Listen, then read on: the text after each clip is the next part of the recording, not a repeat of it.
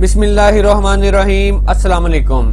इस वीडियो में हम सीखेंगे कि ट्रिपल पीओई यूजर्स को स्टैटिक आईपी कैसे दिया जाता है, यूजर्स को स्टैटिक आईपी हम क्यों देते हैं, इसका फायदा क्या है। इसका फायदा ये है कि आप अपने यूजर्स को मॉनिटर कर सकते हैं, इसके राउटर, इसके मॉडेम को एक्सेस कर सकते हैं, इसको डे एंड नाइट का पैकेज दे सकते हैं, इसको ऑटो डिस्कनेक्ट कर सकते हैं, इसको अपनी मर्जी की स्पीड दे सकते हैं और इंटरनेट भी अपनी मर्जी का दे सकते हैं। इसके अलावा और भी आप बहुत कुछ कर सकते हैं। तो चलते हैं अपने विनबॉक्स पे, विनबॉक्स को ओपन कर लें, ट्रिपल पीओई पे चले जाएं। यहाँ पे मैंने ऑलरेडी ट्रिपल पीओई कॉन्फ़िगर किया हुआ है, मैंने ऑलरेडी आपको सिखाया हुआ है कि आपने ट्रिपल पीओई जो सर्वर है इसको कैसे कॉन्फ़िगर करना है। तो ये मैंने ऑलरेडी किया हुआ है। इसके अंदर मैंने एक यूजर जो है वो बनाया हुआ है लैपटॉप के नाम पे आपको सिखाने के लिए, ठीक है। ये मेरा यूजर नेम है और ये मेरा पासवर्ड है। तो मैं अपने लैपटॉप को कनेक्ट कर लेता हूँ इसके साथ।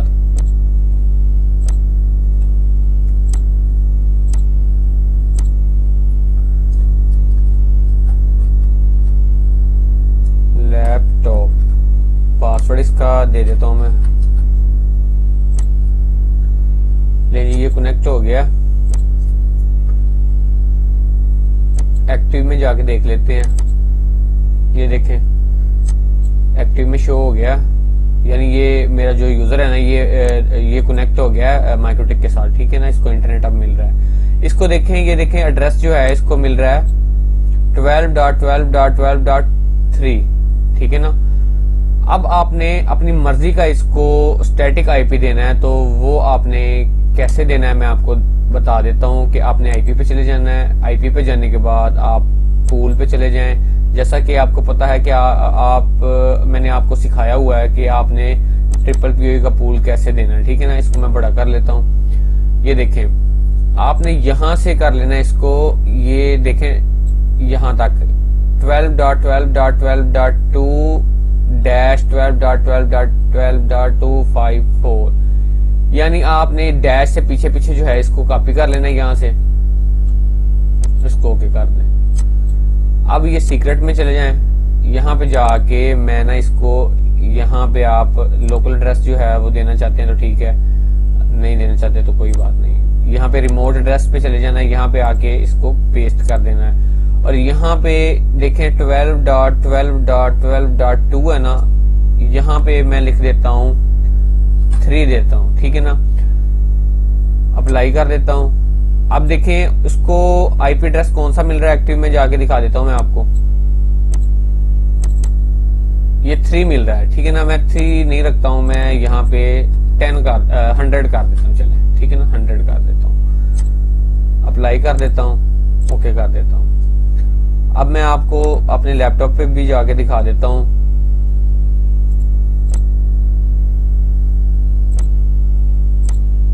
ये देख लें, ये आईपी एड्रेस इसको ये मिल रहा है 12.12.12.3 मिल रहा है, ठीक है ना। अब उसको मैंने जो आईपी एड्रेस है ना ये वाला दे दिया है।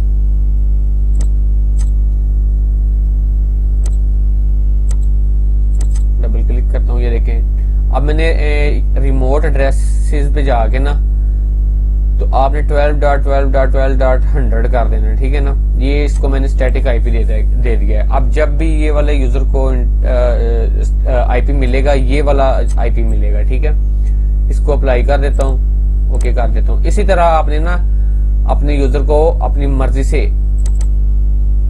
आईपी एड्रेस दे सकते हैं। तो इसको आपने पीछे वाले को नहीं छेड़ना, ठीक है ना। इसके आगे जो आपने ना 254 तक आप एड्रेस दे सकते हैं, ठीक है ना। उससे आगे नहीं आपने देना, ठीक है। जैसे 100 है, 101 दे देता हूँ, 3 देता हूँ, 4 देता हूँ, यानी 2 से लेकर आगे।